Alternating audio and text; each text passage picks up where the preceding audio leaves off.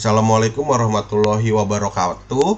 Kami dari kelompok 8 ingin mempresentasikan mata kuliah bahasa dan automata yang berjudul Pushdown Automata.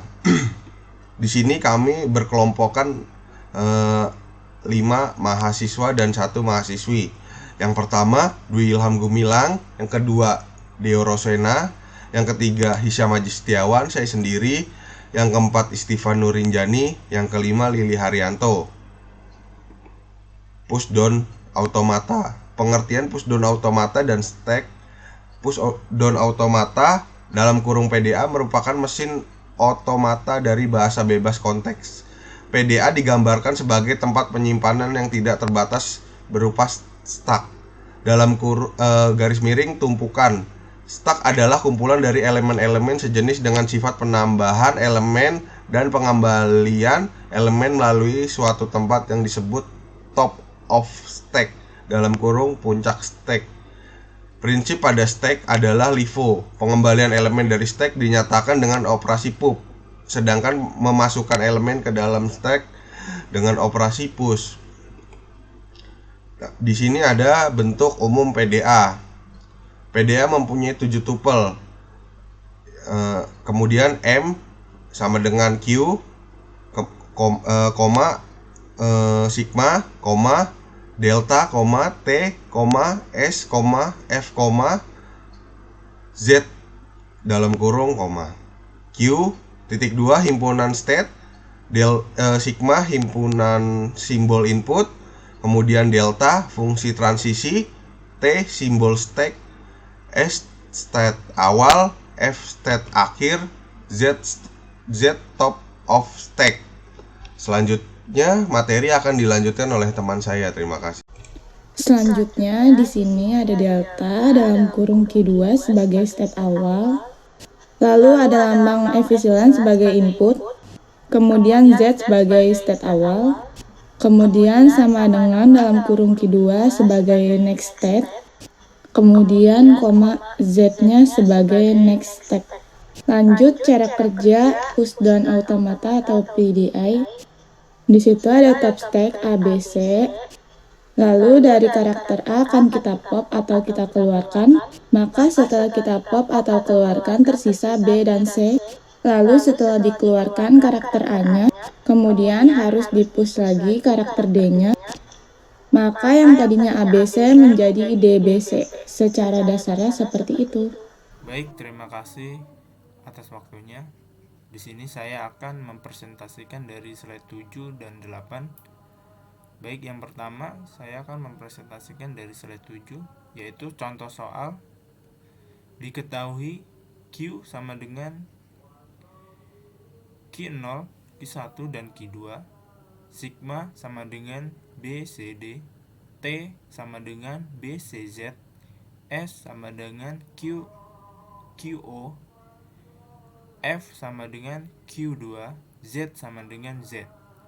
Fungsi transisi delta sebagai berikut. 1. Q0 BZ sama dengan Q0 BZ. 2. Q0 BB sama dengan Q0 BB. Yang ketiga, Q0 CB sama dengan Q0 CB. Yang keempat, Q0 DC sama dengan Q1 C. Yang kelima, Q1 BC sama dengan Q1 epsilon. Yang keenam, Q0 BC sama dengan Q1 epsilon. Yang ketujuh, Q1 epsilon Z sama dengan Q2 Z. Selanjutnya ada penjelasan uji string BCDBB. Stack awal yaitu Z push B sama dengan BZ, Q0 BZ sama dengan Q0 BZ. Push C sama dengan CBZ, Q0 CB sama dengan Q0 CB. Sekian presentasi. Selanjutnya akan dilanjutkan oleh rekan saya. Perkenalkan, nama saya Diuro Sena. Kita akan melanjutkan ke slide berikutnya.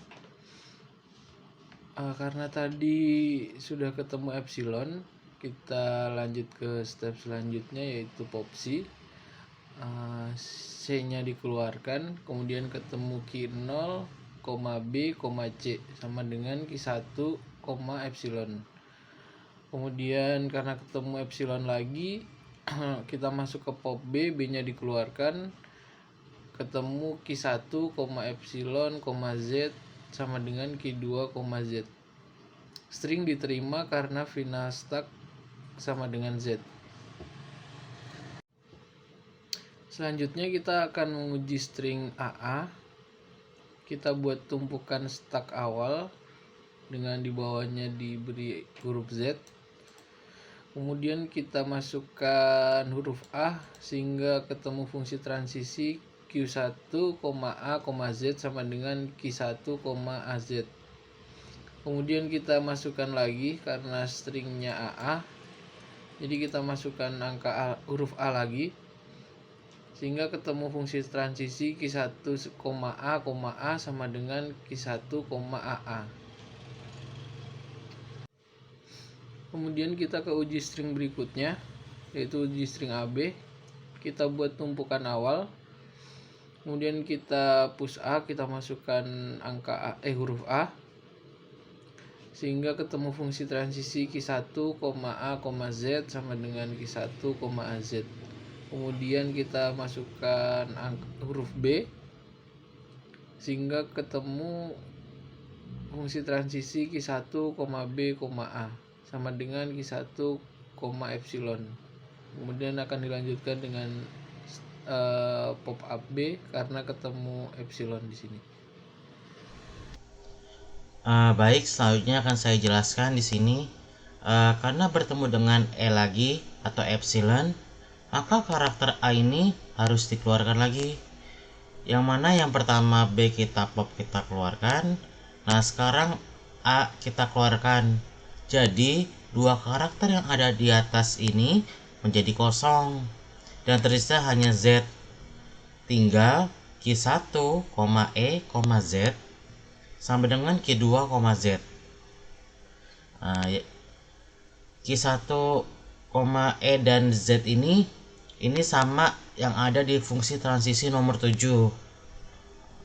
Maka karena karakter terakhirnya hanya Z, uji string AB tadi diterima. Kalau yang sebelumnya belum bisa diterima karena di tumpukan terakhirnya masih ada karakter selain Z. Kalau yang kedua ini, string AB ini bisa diterima karena tumpukan terakhirnya hanya tersisa Z. Sekian presentasi dari kelompok kami. Terima kasih. Apabila ada kesalahan mohon dimaafkan. Wassalamualaikum warahmatullahi wabarakatuh.